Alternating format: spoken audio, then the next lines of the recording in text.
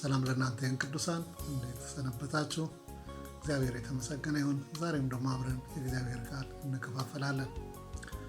ለዛሬ ለማቀርበው ቃል የሰጠሁት ርዕስ ዛሬን መኖር በሚል ነው። ዛሬን መኖር። ለዚህ መነሾ እንዲሆነኝ ከእግዚአብሔር ቃል ደግሞ ከመጽሐፍ ቅዱስ ከማቴዎስ 6:34 ላይ ነገ ለራሱ ይጨነቃልና ለነገ አትጨነቁ ለቀኑ ክፋቱ ይበቃዋልና ይላል። ብዙ ሰው ለነገ እያለ ዛሬ አይኖርም። ዛሬ ግን መኖር የሚገባን እንድንኖር ነው ዋናው ሐሳቡ። የማቴዎስ ወንጌል ሲናገር ነገ ለራሱ ይጨነቃል ነው የሚለው። ስለ ነገ አትጨነቅ፣ ስለ ዛሬ አስብ፣ ወይ ደግሞ ዛሬ ኑር መጀመሪያ ነው የሚለው ያለው። በቺካጎ ከተማ በ1871 ዓ.ም ኦክቶበር 8 ቀን እሁድ ዕለት ትልቅ መንፈሳዊ ኮንፈረንስ ተዘጋጅቶ ነበር። በዛ ኮንፈረንስ ብዙ ዝግጅት የተደረገበት፣ ብዙ ሰው የታደመበት ትልቅ የእግዚአብሔር ሰው የተባለ በሀገሩ የሚገኝ የተጋበዘበት ኮንፈረንስ ነበር። ከሰዓት በኋላ ነበር ኮንፈረንሱ የጀመረው። አዳራሹ ሰው ከሚችለው በላይ ሞልቶ የሰው መተላለፊያ ሰው ቆሞ ከጀርባ ሰው ቆሞ ጥሩ የእግዚአብሔር መንፈስ የተገኘበት፣ አገልጋዩ ጥሩ የእግዚአብሔር ቃል አገለገለ። ከአገልግሎት በኋላ ደግሞ እንደገና ለሰው መጸለይ ጀመረ። ለታመሙት፣ ለተለያየ ችግር ያለባቸው እንዲሁ እየዞረ ሲጸልይ፣ የጋበዘው ፓስተር ቀስ ብሎ ለታደመው የደህንነትን ጥሪ ብታቀርብ ጥሩ ነው፣ ብዙ ጌታን የማያውቁ ሰዎች መጥተዋል ሲለው፣ አይ ነገ አለው። ፕሮግራሙ ከምሽቱ 8 ሰዓት ወይ ደግሞ 2 ሰዓት በእኛ በአማርኛ ማለት ነው አለቀ። በቺካጎ ከተማ እስከዛሬ የሚታወቅ በታሪክ የተመዘገበ ከ3 ሰዓት ከምሽቱ ትልቅ የእሳት አደጋ ተነሳ። ከተማዋ 1/3 በእሳት ተቃጥላ ወደመች። ከ20,000 የሚበልጥ ቤቶች ተቃጠሉ። ከ100,000 ሰው በላይ የሚሆን ከቤት ንብረት ተፈናቀለ። ብዙ ሰዎች ሞቱ። ኮንፈረንሱ ለሳምንት ይቀጥላል ተብሎ የነበረ ከዛ በኋላ መቀጠል አልቻለም። ቤተክርስቲያኑ ራሱ ተቃጠለ። በዕለቱ ሊድኑ የሚችሉትን የደህንነት ጥሪ ባለመቅረቡ፣ በዛ በእሳት ቃጠሎ፣ በዛ በአገልጋይ ግድ የለም ኮንፈረንሱ ይቀጥላልና ነገ በማለቱ ያ ሁኔታ ተከሰተ። ወንድሞቼና እህቶቼ ነገ የኛ አይደለም፣ ነገ እግዚአብሔር ነው። እኛ ዛሬ እንድንኖር የተጠራን ሰዎች ነን። አሁን ዛሬ መኖርን ማለት ማወቅ፣ ዛሬን ተቀብለ ነው በአግባቡ ደግሞ በዛሬ ማድረግ የሚጠበቅብን እንድናደርግ ይፈለግብናል። አሁን ያለንበት ሁኔታ አስቸጋሪ ነው። ይህ ኮሮና ቫይረስ የተባለውን በጣም ብዙ ፍርሃት፣ በጣም ብዙ ጭንቀት በሰዎች ሁሉ የለቀቀ ጊዜ ነው። ይህ ያለንበት ጊዜ በዓለም ታሪክ ከምን ጊዜም በላይ የዓለም ታሪክ ብቻ ሳይሆን የዓለም ሕዝብ ብቻ ሳይሆን ሁኔታውን ሁሉ ለዚህ ጉዳይ ትኩረት እንዲያደርግ የተደረገበት የሆነበት ያለ ጊዜ ነው። ይህ ያለንበት ጊዜ ሰውና ሰው እንዲለይ የተገደደበት፣ ይህ ያለንበት ጊዜ በረራዎች ሁሉ በአገር ውስጥም በውጭ ሀገርም የተከለከሉበት ጊዜ ነው። ይህ ያለንበት ጊዜ የዓለም የኢኮኖሚ መረጋጋት የጠፋበት ጊዜ ነው። የክሳራ ጊዜ፣ የዕዳ ጊዜ፣ የሥራ አጥነት ጊዜ፣ የኑሮ ቀውስ የሚያስከትል እንደሆነ አዋቂዎች ሁሉ እየተናገሩ ናቸው። ይህ ያለንበት ጊዜ እስካሁን እንኳን 2,800,000 ሰዎች በላይ በዚህ በቫይረስ እንደተነከፉ፣ እንደገና ደግሞ ከ280,000 ሰዎች በላይ እንደሞቱ ያለንበት ጊዜ ነው። ይህ ያለንበት ጊዜ ከዚህ ከበሽታ ወረርሽኝ ባሻገር ሌላው የፍርሃት ወረርሽኝ የተንሰፈፈበት ጊዜ ነው። ያለንበት ጊዜ ግራ መጋባት፣ አለመታመን የፈጠረበት ጊዜ ነው። ከዚህ በኋላ ቀጣይ ኑሮ ማገገም ይቻል ይሆናል ወይም አለመቻል ጥርጣሬ የጣለበት ጊዜ ነው።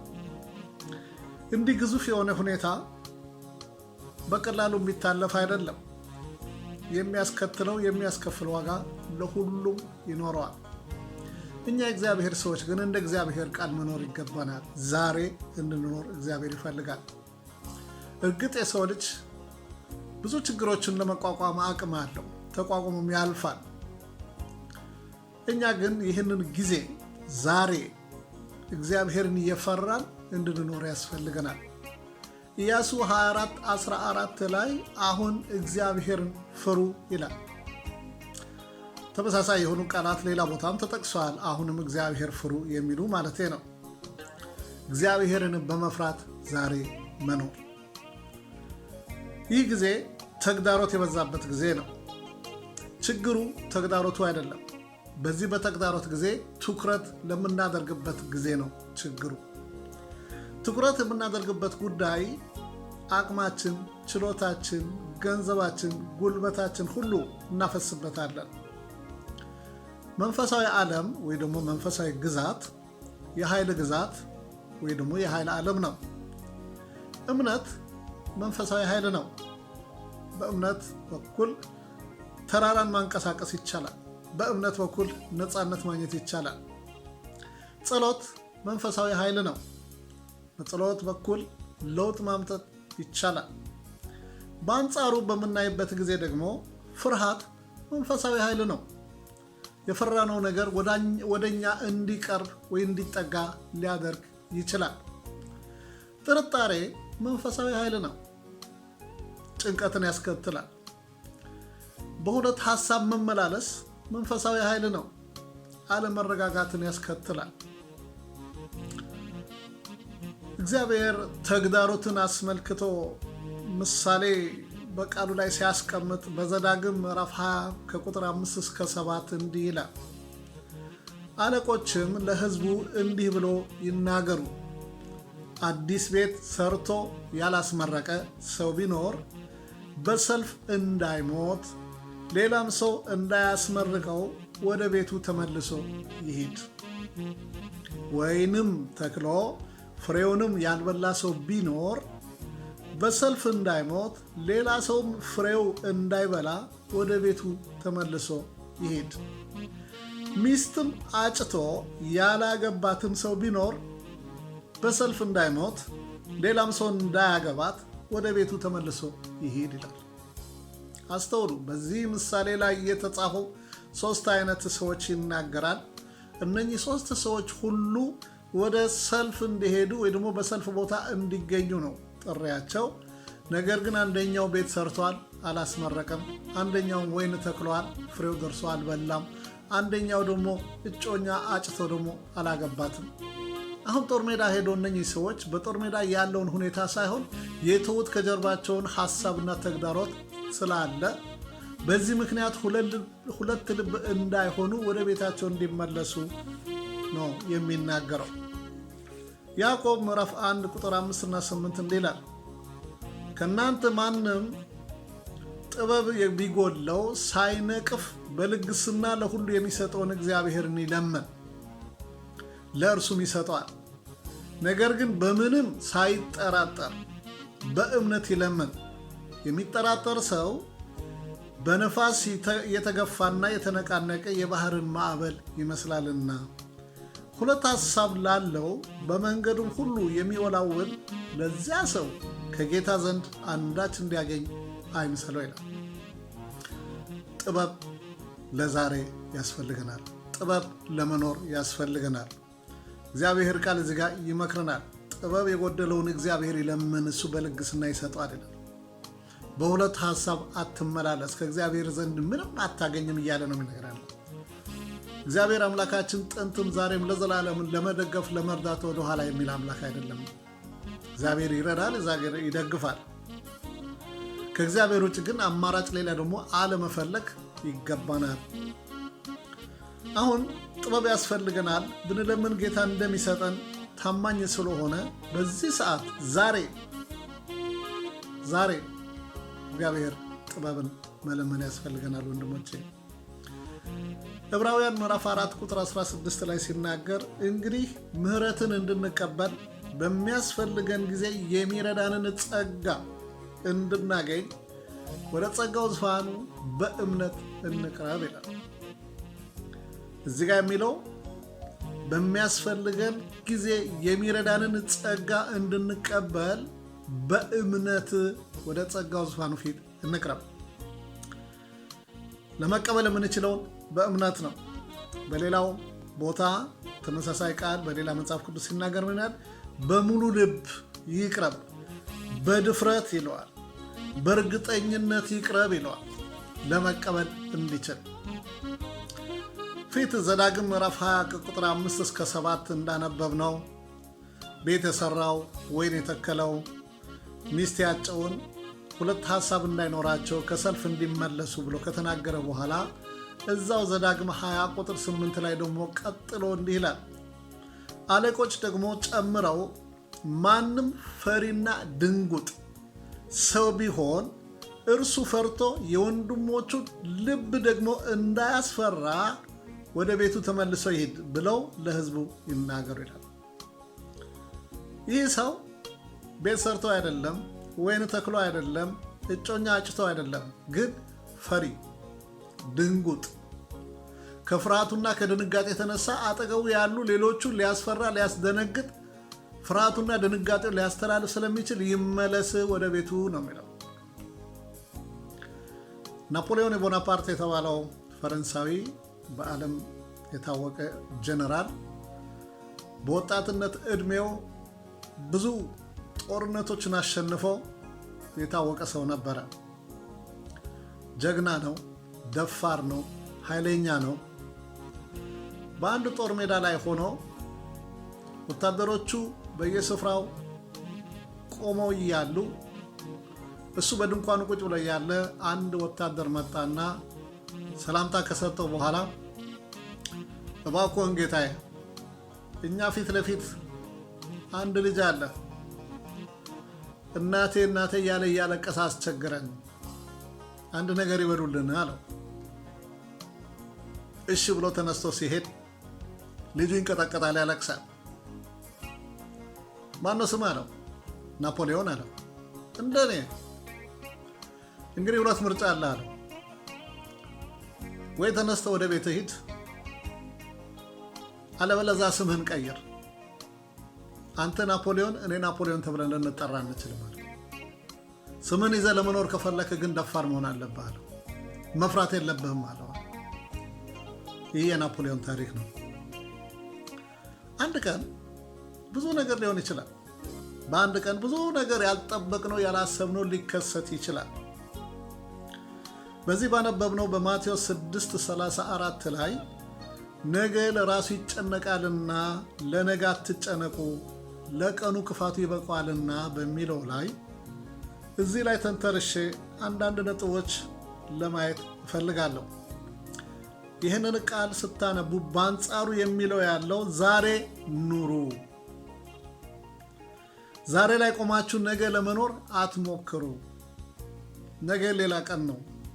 ነገ የራሱ ጭንቀት የራሱ ነገር አለው። ዛሬን ግን መኖር ይጠበቅባቸዋል ነው የሚለው ያለው። ስለዚህ በዚህ ቃል ላይ ስናይ አንደኛ ነገ መቆጣጠር አንችልም። ነገ መቆጣጠር አንችልም። ምሳሌ 27:1 ቀን የሚያመጣውን ምን እንደሆነ አታውቅምና ነገ በሚሆነው አትመካ ይላል። ነገ የሚያመጣውን አታውቅም። ስለዚህ በነገ አትመካ፣ ዛሬን ኑር እያለ ነው ያለው። ጊዜያችንና ወቅቶችን በእጃችን ስላልሆኑ ምንም ስለ ነገ ዋስትና ሊኖረን አይችልም። ምሳሌ 16:9 የሰው ልብ መንገዱን ያዘጋጃል፣ እግዚአብሔር ግን አካሄዱን ያቀናለታል ይላል። በዛኛው ትርጉም ሰው በልቡ መንገዱን ያቅዳል፣ እግዚአብሔር ግን አካሄዱን ያውቃል ይላል። የወደፊት እቅዶቻችን ሁሉ በእግዚአብሔር እጅ ማድረግ መልካም ነው። ለብዙ ሰው ነገ ላይኖር ይችላል። ችም የታወቀ ነው። በዚህ ዓለም ሰው ሳይሞት የዋለበት ቀን የለም። ዛሬ እንኳን በዚህ ባለንበት ምድር 400፣ 500፣ 600 ከዚሁ ከወረርሽኝ እንኳን እየሞቱ ናቸው። ዛሬ እንሞታለን ብሎ አስቦ አይደለም፣ ግን ሞቱ፣ እየሞቱም ነው። ለዚህ ነው የእግዚአብሔር ቃል ሲመክረን ያዕቆብ 4 ላይ ከቁጥር 13 እስከ 15 ሲናገር አሁንም ዛሬ ወይም ነገ ወደዚህ ከተማ እንሄዳለን፣ በዚያ ዓመት እንኖራለን፣ እንነግዳለን፣ እናተርፋለን የምትሉ እናንተ ተመልከቱ፣ ነገ የሚሆነውን አታውቁምና ሕይወታችሁ ምንድን ነው? ጥቂት ጊዜ ታይቶ ኋላ እንደሚጠፋ እንፋሎት ናችሁና። በዚህ ፈንታ ጌታ ቢፈቅድ ብንኖርም ይህንን ወይም ያንን እናደርጋለን ማለት ይገባችኋል። ጌታ ቢፈቅድ። እግዚአብሔር ይመስገን። ጌታ ኢየሱስ ክርስቶስ ይህንን ቃል ተንተርሶ ይመስለኛል በሉቃስ 12 ላይ ያለው የባለጸጋው ገበሬ ታሪክ የሚያስቀምጥልን። ይህን ሰው እርሻ በጣም ብዙ ፍሬ እንዳፈራለት፣ በጣም ብዙ እንዳከማቸ፣ ለብዙ ዘመን እንደሚሆነው ገመተ። ስለዚህ ለነፍሱ ምን አላት? እረፊ አላት። ብዙ በረከት አለን አላት። ጠጪ፣ ደስ ይበልሽ፣ ተዝናኝ። ቀጥሎ ደግሞ በቃ ጎተራይም ስለማይበቃው እንዲሁ ከልክ በላይ ስለሆነ ያገኘሁት ሌላ ሰፊ መስራት አለብኝ ብሎ አሰበ። ለመጀመሪያ ጊዜ እግዚአብሔር ቃል እዚህ ጋር ሲናገር አንተ ሰነፍ ይላል። ሉቃስ 12:20 ላይ ነው። አንተ ሰነፍ፣ በዚች ሌሊት ነፍስ ካንተ ሊወስዷት ይፈልጋሉ። ዛሬ ሳትኖር ለነገ ታስባለህ። ዛሬን እንኖር።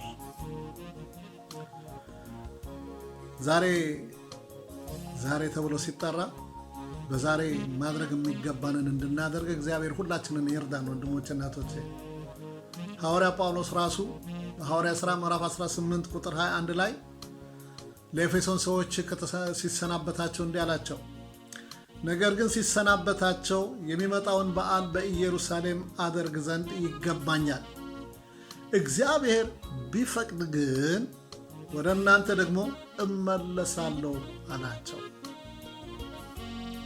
አሁን ሄዳለሁ፣ ኢየሩሳሌም ማሳለፍ አለብኝ፣ እግዚአብሔር ከፈቀደ ግን ተመልሼ እመጣለሁ አላቸው። ቅዱሳን፣ ስለ ነገ አቅዳችኋል? ነገ ያቀዳችሁት የእግዚአብሔር ፍቃድ መሆኑን ጸልያችሁ ጠይቃችኋል? ያቀዳችሁት ነገርስ እግዚአብሔር ቢያስቀይራችሁ ፈቃደኞች ናችሁ? እግዚአብሔር ሁላችን ይርዳ። እግዚአብሔር እቅዱን እንድንቀይር ከፈለገ በእግዚአብሔር እቅድ ውስጥ መግባት የተሻለ ነው። መጽሐፍ ቅዱስ ሲናገር እኮ እግዚአብሔር ለኛ የሚያስበው ሐሳብ መልካም ነው፣ ፍጻሜ ያለው ሐሳብ ነው፣ በጎ ሐሳብ ነው፣ ክፉ የሌለው ሐሳብ ነው። ስለዚህ ነገ መቆጣጠር የሚችለውን እግዚአብሔር ብቻ ስለሆነ የነገ እቅዶቻችን ሁሉ በእግዚአብሔር እጅ እናስቀምጥ። ሁለተኛ ነጥብ፣ ነገ ለራሱ ይጨነቃል ይላል ማቴዎስ 6:34 ፊት እንዳነበብ ነው። ነገ ለራሱ ይጨነቃልና ለነገ አትጨነቁ፣ ለቀኑ ክፋቱ ይበቃዋልና። እኛ ነገ መቆጣጠር አለመቻላችን ብቻ ሳይሆን ዛሬ ሊሆን የሚችለውን እንኳን አናውቅም። ከዚህ በኋላ ሊሆን የሚችለው እንኳን አናውቅም። ጌታ ኢየሱስ ሲናገር ሁልጊዜ በአሁኑ ሰዓት ወይ ደግሞ ፕሬዘንት ቴንስ በአሁኑ ግስ ነው የሚናገረው እንጂ በትላንትና ወይ ደግሞ በነገ ነበርኩ ወይ እሆን ይሆናል በሚል አይናገርም። እኔ ነኝ እያለ ነው ሁልጊዜ። ብዙ ሰው በትላንትና መኖር ይፈልጋል። የትላንትና ታሪክ እያወሳ በትላንትና ዛሬ መኖር ይፈልጋል። ትላንት አልፏል፣ ዛሬን እንኖር። ኢሳይያስ 43:18 የፊተኛው ነገር አታስታውሱ፣ የጥንቱን ነገር አታስቡ ይላል። በቃ ተውት፣ ያለፈ አልፏል። ዛሬን አስቡ። ይቀጥልና ቁጥር 19 ላይ አዲስ ነገር አደርጋለሁ ይላል። ሐዋርያ ጳውሎስ ራሱ ሲናገር ብዙ ነገር ሊያስታውስ ሊያኩራራው የሚችል እያለው እንኳን በፊልጵስዩስ 3:13 ላይ በኋላ ያለውን እየረሳው ይላል። በኋላ ያለውን እየረሳው በፊት ያለውን ለመያዝ እዘረጋለሁ አለ። ከኋላ ያለው ክፉ ታሪክ አይደለም። ከኋላ ያለው ሰው ያልደረሰበት፣ ሰው ያላየው የእግዚአብሔር ክብር፣ የእግዚአብሔር ዙፋን፣ የእግዚአብሔር መንግስት ያየ ሰው ነው። ያንን አሁን መመኪያ መኩራሪያ አይደለም። ዛሬ ነው የምኖረዋል። እሱን ትቼ አሁን ደግሞ መኖር ዛሬ ያለብኝ ነገር እኖራለሁ እያለ ነው የሚናገረው ያለው። ልክ ነው። እያንዳንዱ ቀን የራሱ ችግር አለው፣ የራሱ ጭንቀት አለው። በአዲሱ መደበኛ ትርጉም መዝሙር 68 ቁጥር 19 ላይ ሸክማችን በየዕለቱ የሚሸከምልን አዳኝ አምላካችን ጌታ ይባረክ። ሸክማችን በየቀኑ በየዕለቱ የሚሸከምልን ነው የሚለው። ዛሬ የሚያስቸግረን ነገር ሊኖር ይችላል። ሰዎች ነንና የሚያስጨንቀን ነገር ሊኖር ይችላል። ለዚህ ሁሉ ግን መፍትሄ የእግዚአብሔር ቃል ማየት፣ በእግዚአብሔር ቃል መደገፍ፣ በቂ የሆነ ምክር ይመክረናል። ማቴዎስ ምዕራፍ 6 ከ25 እስከ 34 ስታነቡ እዛ ላይ ስለምን በላው፣ ስለምን ለብሰው፣ ስለምን ጠጣው እንዳንጨነቅ ነፍሳችን ከዚህ ከምን በላው ከምን ጠጣው ከምን ለብሰው እንደምትበልጥ ያስቀምጣል። ይህ ቀዳሚ ጥያቄ ሊሆንብን እንደማይገባ ነው የሚያስተምረን። ይቀጥልና ምን ይላል? ስለ ሰማይ ወፎች ይናገርና እንደማይዘሩ፣ እንደማያጭዱ፣ ጎተራ ላይ እንደማይከቱ ነገር ግን በየዕለቱ እንደሚመገቡ እግዚአብሔር እንደሚመገባቸው ይናገራል። ስለዚህ እኛ ከወፎች እንደምንበልጥ እዛ ላይ ቃሉ ይናገራል። ወፎችን እንደዚህ ከመገበ እኔና እናንተ እግዚአብሔር መመገብ ይቻለዋል። ለወፎች ይህን ያህል ካሰበ እኔና እናንተ በአምሳሉ የተፈጠርን ሊያስብ አይችልም ብላችሁ ታስባላችሁ? አይመስለኝም። እግዚአብሔር ስለ አንተ ያስባል። እግዚአብሔር ስለ አንቺ ያስባል። ይቀጥልና ተጨንቀን በቁመጣችን ላይ መጨመር እንኳን እንደማንችል ይናገራል። ረጅም መሆንን አጭር መሆንን ምን መሆንን እኔ ግሩምና ድንቅ ሆኜ ተፈጥሬያለሁ ነው የሚለው እግዚአብሔር ቃል። ስለ ሜዳ አበቦች ይናገራል። ስለ ውበታቸው ይናገራል። እንዲሁ ከሰሎሞን ጋር እንኳን ጥበበኛው ከተባለ እንደነሱ እንኳን ለብሶ እንደማያውቅ ይናገራል ሰሎሞን። ነገር ግን እነኛ አበቦች ይህን ያህል ውበት ከ2 እና ከ3 ቀን በኋላ ለሚረግፈው እግዚአብሔር እንዲህ ካደረገ ብሎ ይናገራል። እኔና እናንተ ከአበባ እንደምንበልጥ እግዚአብሔር ቃል ያስቀምጣል። ስለዚህ እንኳን እኛ መብልም ቢሆን መልበስም ቢሆን አሕዛብም ይመኙታል፣ ይፈልጉታል። የሰው ልጅ ሁሉ ይፈልገዋል። እግዚአብሔር ቃል እኔና እናንተ ግን ይመክረናል። አስቀድማችሁ የሚል ቃል ታገኛላችሁ። አስቀድማችሁ የእግዚአብሔር መንግሥትና ጽድቅ ፈልጉ ነው የሚለው።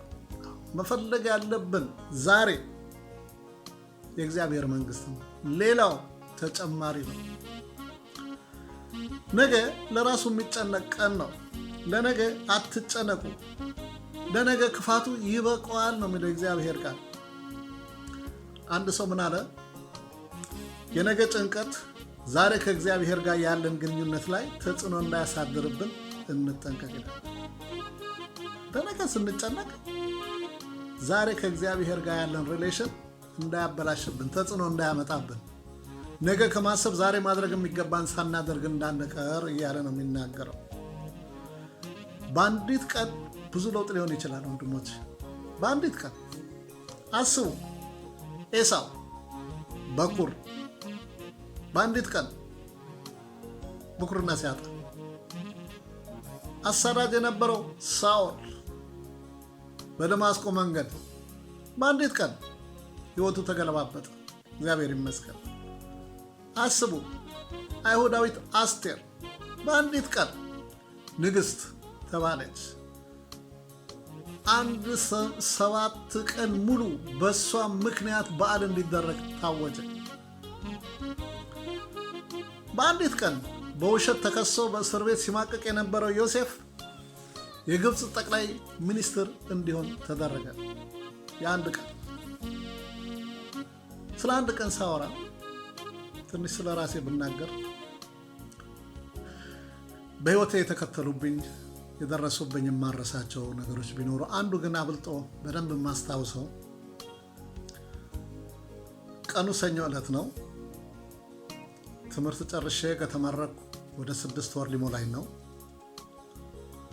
የጣሊያን መንግስት ያን ጊዜ 120 ተማሪዎች ላይ ፈተና ለመስጠትና ለ10 ከአንደኛ እስከ 10ኛ ለሚወጡ የኢንጂኒሪንግ ስኮላርሺፕ መደበ።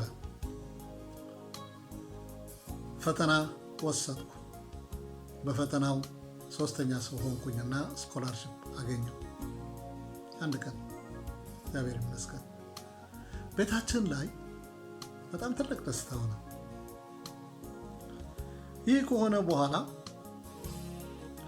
ማክሰኞው ቀን አንድ የምህንድስና ስራ አለ ተብሎ ተነግሮኝ ሄጄ ሳነጋግር ኢንተርቪው ካደረጉኝ በኋላ ካንተ በፊት 3 ሰዎች አነጋግረናል፣ እስቲ አንተ 4ኛ ነህና የአራታችሁ ሁኔታ ዛሬ ገምግመን ነገ መልስ እንሰጥሃለን፣ ነገ ተመለስ አሉ። እሺ ብዬ በማግስቱ ስመለስ ስራው ተቀብለውኝ ኮንትራት አስፈርመውኝ በማግስቱ ጠዋት ሄጄ ስራ እንድጀምር ተደረገ። ቤት ትልቅ ደስታ። የአንድ ቀን ስራ ጀመርኩ። ዕለት ዓርብ በምሳ ሰዓት ከአባቴ ከወንድሜ ከእናቴ ጋር በምሳ ሰዓት ምሳ እየበላን አባቴ ስንት ሰዓት ነው ከስራ የምትወጣ ብሎ ሲጠይቀኝ በጊዜ አልኩት። በቃ በጊዜ ና እና ዛሬ ላነጋግር እፈልጋለሁ፣ ከአንተ ጋር ጊዜ መውሰድ እፈልጋለሁ አለ። ምንድን ነው የምትነግረኝ? ለምን አሁን አትነግረኝም አልኩት። አይ ግድ የለም ከስራ ስትመጣ።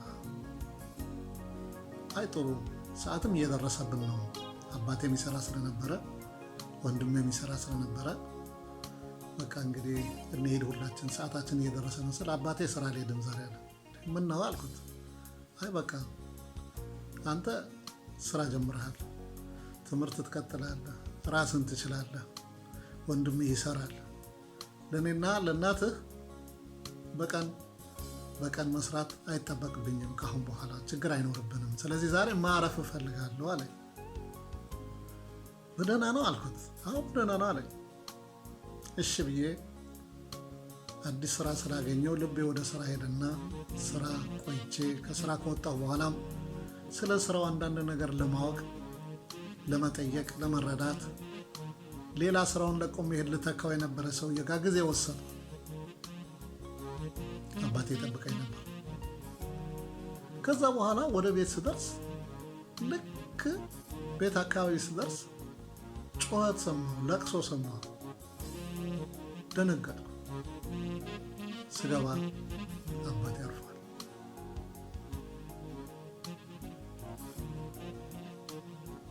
የአንድ ቀን ጉዳይ ምን እንደሚሆን አናውቅም። አባቴ ምን ሊለኝ እንደነበረ እስከዛሬ አላውቅም። ግን ልላችሁን ፈልገው ወንድሞች፣ እናቶች ስለ ዛሬ እንኖር።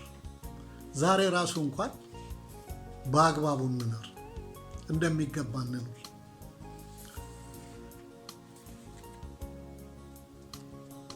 እኔ ሳስብ እኔና እናንተ እንደ እግዚአብሔር ሰዎች እግዚአብሔር የሰጠን ቀን ልንኖርበት ነው፣ ልናቃጥለው እንዲሁ ያለ አግባብ እንድንውልበት አይደለም። በዛው በማቴዎስ 6:34 ላይ እንዳነበብ ነው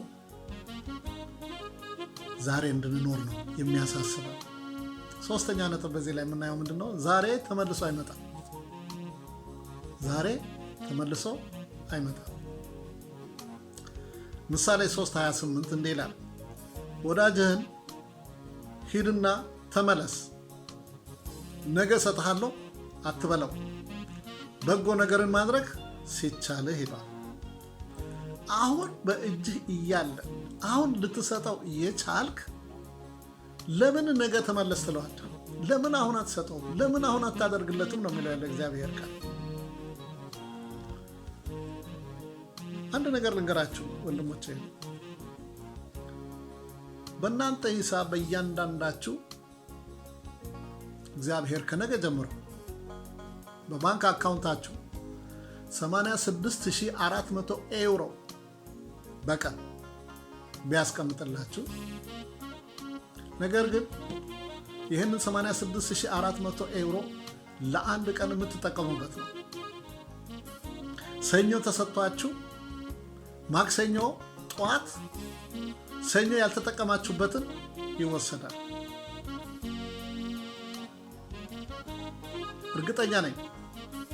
እርግጠኛ ነኝ እንዲህ ከተባለን ያቺ 86,400 በአንድ ቀን እንጠቀምበታለን። እርግጥ ማክሰኞ 86,400 ይሰጥሃል። የሰኞ የቀረህ ግን ወደ ማክሰኞ አይጨመርም ነው የሚለው። ስለዚህ በየቀኑ የተሰጠን ገንዘብ ወይ የሚሰጠን ገንዘብ እንዲሁ እንጠቀምበታለን። 86,400 ባናቃጥለው 86,399 ግን እናቃጥለዋለን፣ እናወጣዋለን። አይመስላችሁም? ይመስለኛል። እኔ ስለ ራሴ ልናገር፣ ግድ የለም እናንተን መልስ ስጡበት። እግዚአብሔር ለእያንዳንዳችን በየዕለቱ 86,400 ሰከንድ ይሰጠናል። ለእያንዳንዳችን 86,400 ሰከንድ ይሰጠናል። ዛሬ የሰጠን 86,400 ሰከንድ ለነገ ሊዘዋወር አይችልም። ዛሬ ተጠቀምንበት ስራ ላይ ይውላል፣ ያልተጠቀምንበት ይቃጠላል። ለሱ ነው ዕብራውያን 3:13 ላይ ሲናገር ዛሬ ተብሎ ሲጠራ ሳለ ይላል።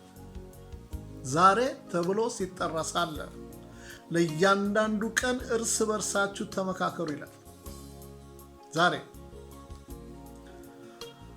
የጥንቱ የአሜሪካ ፕሬዚዳንት ፍራንክሊን የሚባለው ከዛ በኋላ እሱ ከተናገረው በኋላ ብዙ ሰዎችም የሚናገሩበት እንዲህ አለ፣ ታይም ኢዝ ማኒ፣ ጊዜ ገንዘብ ነው። እኛ ጊዜ ወርቅ ነው እንለዋለን በእኛ አነጋገር፣ ጊዜ ግን ገንዘብ ነው።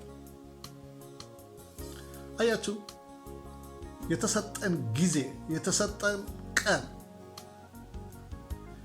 በጉልበታችን በእውቀታችን በምናምን ላይ አውለን ያንን ጊዜያችን በመሸጥ ነው ደሞዝ የምንቀበል። ያንን የሸጥነውን ነው ገቢ የምናገኝበት። ጊዜያችን ውድ ነው ወንድሞቼ እህቶቼ። ጊዜያችን እንዲሁ ተራ ጊዜ አይደለም። ዛሬ ልንኖርበት የሚገባ ቀን እንጂ ዛሬ እንዲሁ ዝም ብለን ልንተኛበት የሚገባ ቀን አይደለም። ዛሬን እንኑር። እግዚአብሔር ዛሬ እንድንኖር ይፈልጋል።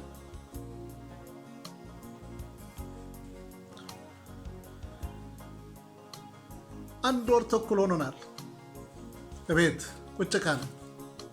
እንደዚህ ጊዜ ማንም ተመኝቶ አስቦ በፍጹም አያውቅም። እኔ በህይወት ዘመኔ ከ40 ዓመት በላይ በስራ ዓለም ላይ በአገልግሎት ላይም እያለው እንደዚህ አይነት ቁጭ ያልኩበት ጊዜ ኖሮኝ አያውቅም በፍጹም። በዚህ በአንድ ወር ተኩል ጊዜው እንዴት ተጠቀምንበት? እንዴት አሳለፍ ነው? ይህ ጊዜ ልዩ ጊዜ ነው ወንድሞቼ። ይህ ጊዜ ወርቅ ጊዜ ነው። ይህ ጊዜ በጣም በጣም እኔና እናንተ ልናተርፍበት የሚገባ ጊዜ ነው። አንድ ጊዜ ከመለጠ አመለጠ። እንግሊዞች ሲናገሩ አንድ ወንዝ ሁለቴ ልትሻገሩ አትችልም ይላል። ስትሄድ ትሻገረዋለህ፣ ከስር ውሃ ያልፋል። ስትመለስ ግን ያ ውሃ አልፎ ሄዷል፣ ሌላ ውሃ ነው የሚመጣው። ዮሐንስ 9:4 ቀን ሳለ የላከኝን ሥራ ላደርግ ይገባኛል፣ ማንም ሊሰራ የማይችልበት ሌሊት ትመጣለች ይላል። ቸርች መምጣት የቀለለባቸው ሰዎች፣ ሳምንት ሄዳለሁ ሲሉ የነበሩ ሰዎች ዛሬ ቸርች መሄድ ሲያቅተን፣ መገናኘት ሲያቅተን፣ በጊዜ በእግዚአብሔር ቤት ከወንድሞች ከእህቶች ጋር ህብረት ማድረግ ሲገባን ጊዜያችን ውስን ነው። በዚህ ምድር ለዘላለም አንኖርም። ለሱ ነው ጊዜ ያለው። እግዚአብሔር ብቻ ነው ጊዜ የሌለው ዘላለማዊ ስለሆነ። እኔና እናንተ ግን ሞት ስላለ ከፊታችን ጊዜ ዘመን በዓመት ይቆጠራል ነገራችን ሁሉ። ስለዚህ በርቀት ሳይሆን ዛሬም በመኖር እንጀምር። ታውቃላችሁ፣ አቅርቦት ካነሰ፣ ጥያቄ ከበዛ የዋጋ ንረት ይኖራል። ነገሩ ባነሰ መጠን ውድ እየሆነ ይሄዳል። ወርቅና አልማዝ ብትመለከቱ እንደ ድንጋይና እንደ አሸዋ አይደሉም። ድንጋይና አሸዋ የትም ቦታ ስላለ ርካሽ ነው። ወርቅና አልማዝ የትም ቦታ ስለማይገኝ ትንሽ ስለሆነ ውድ ነው። የኔና የናንተ ጊዜ ውድ ጊዜ ነው። ተራ ጊዜ አይደለም።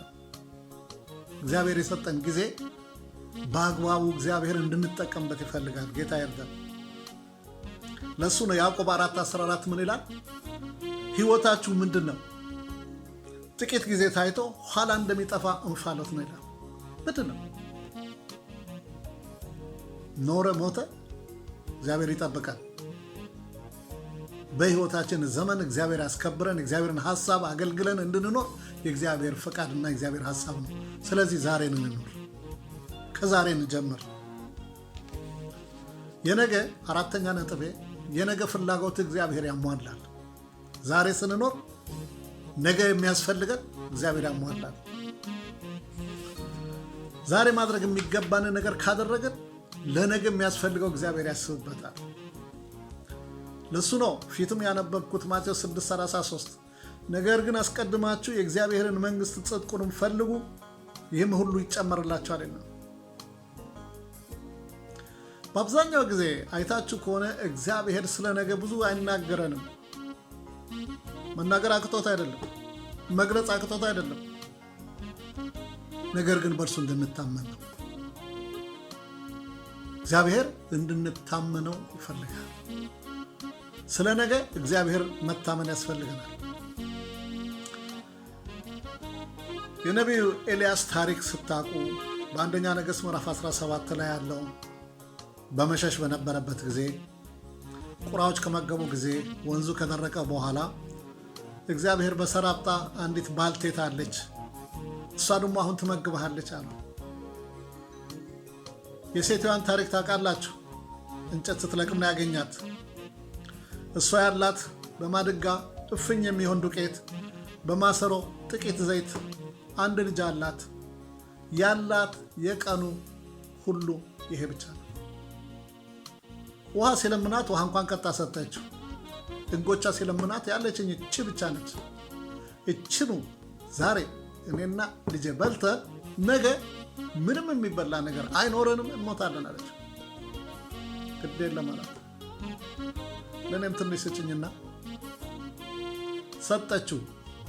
ይገርመኛል። ምንም የላትም፣ ሰጠችው።